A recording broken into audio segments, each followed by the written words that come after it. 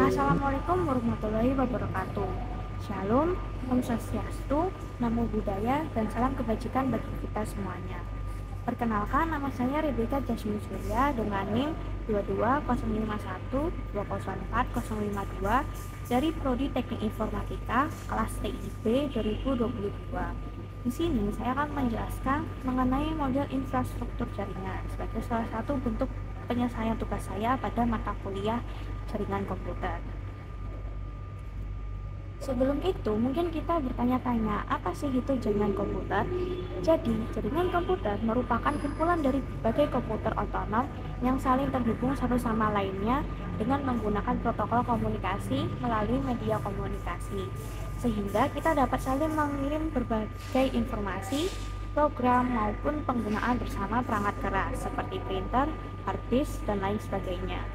Jaringan komputer juga dapat diartikan sebagai kumpulan sejumlah terminal komunikasi yang berada di berbagai lokasi yang terdiri dari lebih dari satu komputer yang saling berhubungan. Jaringan komputer bertujuan untuk membawa informasi secara tepat dan tanpa adanya kesalahan dari sisi pengirim atau transmitter menuju ke sisi penerima atau receiver melalui media komunikasi. Selanjutnya yaitu manfaat dari jaringan komputer. Yang pertama ada sharing resource yang bertujuan agar seluruh program dapat dimanfaatkan oleh setiap orang yang ada pada jaringan komputer tanpa terpengaruh oleh lokasi maupun pengaruh dari pemakai. Manfaat yang kedua yaitu media komunikasi. Jaringan komputer memungkinkan terjadinya komunikasi antar pengguna, baik untuk teleconference maupun untuk mengirim pesan atau informasi penting lainnya. Manfaat yang ketiga yaitu integrasi data, yaitu dapat digunakan untuk mencegah ketergantungan pada komputer pusat, karena setiap proses data tidak harus dilakukan pada satu komputer saja, melainkan dapat didistribusikan ke tempat lainnya. Manfaat selanjutnya ada pengembangan dan pemeliharaan. Pengembangan peralatan dapat dilakukan dengan mudah dan menghemat biaya, karena kita hanya membutuhkan pembelian pada suatu komponen yang kita butuhkan saja. Manfaat selanjutnya ada keamanan data. Sistem jaringan komputer dapat memberikan perlindungan terhadap data-data kita, karena pemberian dan pengaturan hak akses kepada para pemakai, serta teknik perlindungan terhadap hard disk sehingga data mendapatkan perlindungan yang lebih efektif. Manfaat yang terakhir yaitu sumber daya lebih efisien dan informasi terkini. Dengan pemakaian sumber daya secara bersama, akan mendapatkan hasil yang lebih maksimal dan kualitas yang tinggi. Selain itu, data atau informasi yang diakses selalu terbaru, karena setiap data ada perubahan yang terjadi dan dapat segera langsung diketahui oleh setiap pemakainya. Setelah kita mengetahui pengertian dan manfaat dari jaringan komputer, maka kita perlu mengetahui jenis-jenis dari jaringan komputer. Yang pertama ada jenis jaringan komputer berdasarkan jangkauan geografisnya, yang dibagi menjadi beberapa bagian. Yang pertama yaitu ada Personal Area Network atau PAN, yang merupakan jaringan komputer yang menghubungkan suatu komputer dengan komputer lainnya dalam jarak yang dekat.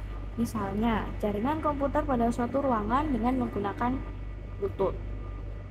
Lalu, jenis jaringan selanjutnya ada Local Area Network atau LAN, yang merupakan jaringan komputer yang hanya mencakup wilayah kecil saja, seperti jaringan komputer pada kampus, gedung, kantor, rumah, dan juga lain sebagainya. Berdasarkan kecepatan transmisi datanya, LAN dibedakan menjadi beberapa bagian. Yang pertama ada Low Speed PC Network, dengan kecepatan transmisi data yang kurang dari 1 Mbps dan biasanya diterapkan untuk personal komputer. Contohnya yaitu ada OmniNet oleh Corvus System atau Network Bus. Lalu selanjutnya ada Media Speed Network dengan kecepatan transmisi data berkisar antara 1 sampai 20 Mbps dan biasanya diterapkan untuk mini komputer. Contohnya ada Ethernet oleh Xerox. Dan yang terakhir ada High Speed Network dengan kecepatan transmisi data lebih dari 20 Mbps dan biasanya diterapkan untuk mainframe komputer. Contohnya ada Loosely Coupled Network oleh Control Data Corporation. Selanjutnya ada Metropolitan Area Network atau MAN, yang merupakan jaringan komputer yang menghubungkan satu kota ataupun suatu wilayah. WAN dapat diaplikasikan untuk dapat menghubungkan kantor-kantor perusahaan yang letaknya berdekatan. WAN juga mampu menunjang data dan suara, bahkan dapat berhubungan dengan jaringan televisi kabel. Dan yang terakhir ada Wide Area Network atau WAN, yang merupakan jaringan komputer yang mencakup daerah geografis yang lebih luas, seperti jaringan komputer antar wilayah, kota, negara, bahkan benua sekalipun. WAN terdiri dari kumpulan mesin-mesin yang bertujuan untuk menjalankan program-program atau aplikasi pemakai. Lalu selanjutnya ada jenis jaringan berdasarkan distribusi datanya. Yang pertama ada jaringan terpusat, merupakan suatu jaringan yang terdiri dari server sebagai pusat dari suatu data dan komputer klien sebagai perantara untuk dapat mengakses sumber informasi. Jaringan terpusat mengandalkan satu server sebagai penyedia data utama yang kemudian dihubungkan ke dalam komputer klien. Jaringan terpusat biasanya digunakan pada warnet, perpustakaan, dan tempat mengakses informasi publik lainnya. Selanjutnya ada jaringan terdistribusi, yang merupakan suatu jaringan yang terdiri dari beberapa komputer server yang saling berhubungan dengan klien, sehingga membentuk sistem jaringan tertentu. Jaringan terdistribusi dapat membantu user untuk dapat mengakses lebih banyak informasi karena memiliki lebih dari satu sistem jaringan pusat, sehingga informasi yang didapatkan lebih cepat dan juga tepat. Selanjutnya yaitu jenis jaringan berdasarkan transmitternya. Yang pertama ada jaringan kabel atau wired network, merupakan suatu jaringan yang menggunakan kabel sebagai media penghantarnya dan melalui sebuah access point pada WLAN atau LAN. Biasanya koneksi dari jaringan kabel ini menggunakan port untuk menghubungkan ke LAN, di mana kabel LAN akan dicolokkan ke dalam port LAN card untuk kemudian dikoneksikan ke dalam komputer pengguna. Lalu selanjutnya ada jaringan tanpa kabel atau wireless, yang merupakan suatu jaringan yang tanpa menggunakan kabel dengan media penghantar berupa gelombang radio dan gelombang elektromagnetik. Sinyal GSM, GPRS, 3G maupun 4G merupakan salah satu contoh dari penggunaan jaringan tanpa kabel ini. Lalu jaringan tanpa kabel atau wireless ini memiliki beberapa kelebihan jika dibandingkan dengan jaringan kabel. Yang pertama yaitu lebih praktis dalam penggunaannya. Lalu tidak perlu menggunakan instalasi kabel, dan yang terakhir memiliki cangkupan dan juga jangkauan jaringan yang lebih luas jika dibandingkan dengan jaringan kabel. Selanjutnya ada jenis jaringan berdasarkan peran dan hubungannya antar komputer.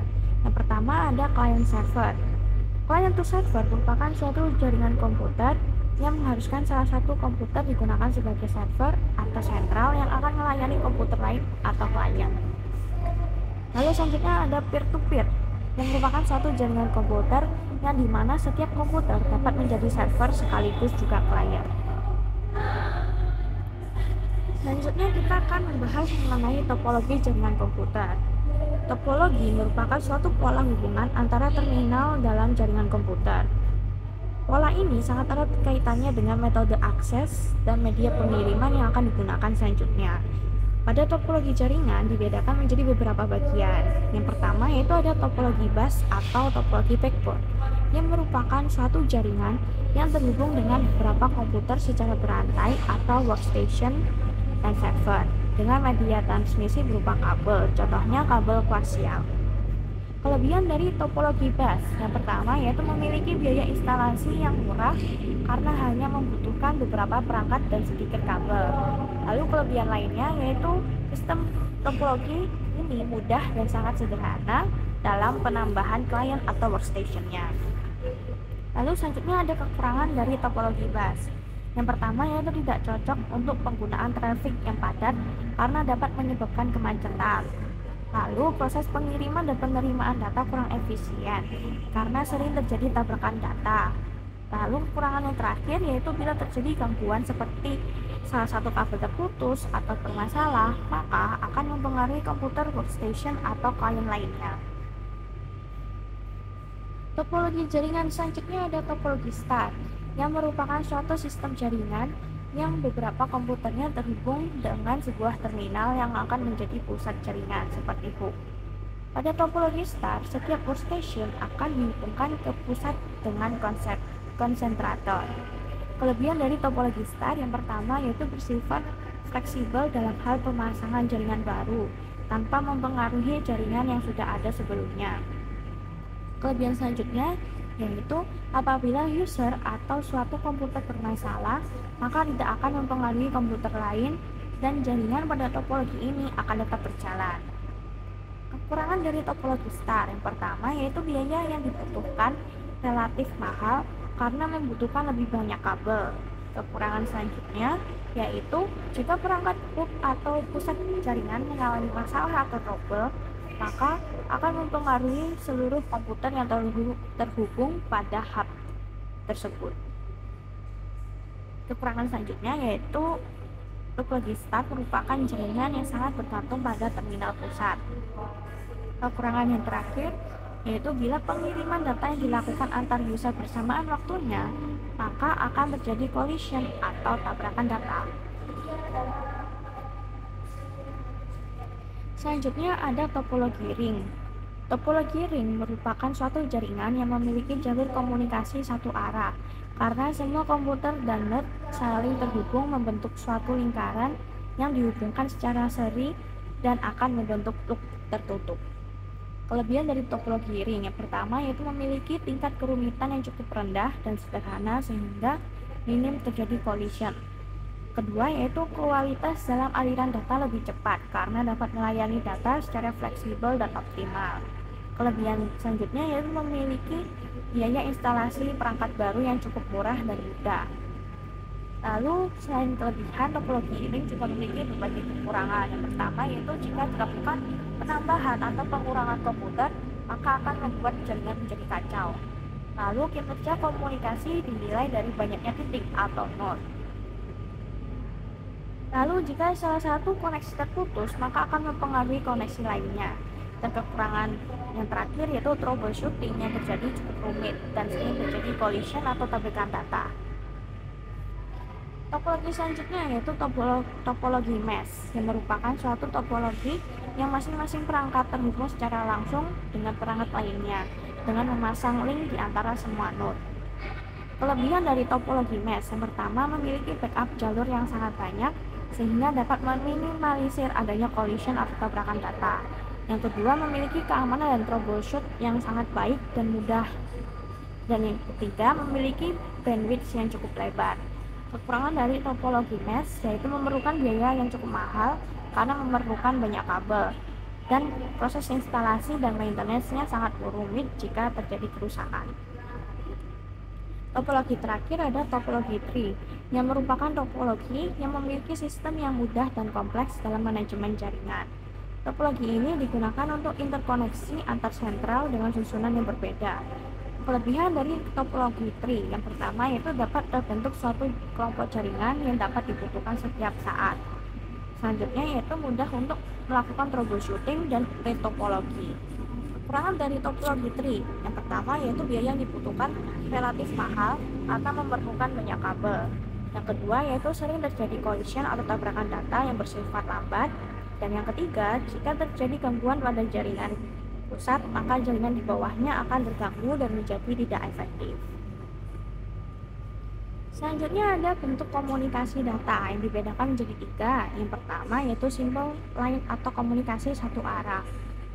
Komunikasi ini merupakan salah satu bentuk komunikasi yang paling murah karena hanya bisa berlangsung dengan satu arah. Dengan demikian, pengiriman informasi tidak hanya bertindak ataupun berubah menjadi penerima informasi dan juga sebaliknya.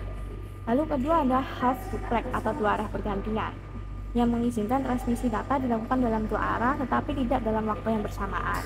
Dan yang terakhir ada full duplex atau dua arah penuh di mana penerima dan pengirim informasi bisa secara serentak melakukan kegiatan bersama-sama ataupun dapat saling bertukar informasi. Sekian presentasi saya pada hari ini. Mohon maaf jika ada kekurangannya dan mohon dimaafkan. Sekian dari saya. Terima kasih.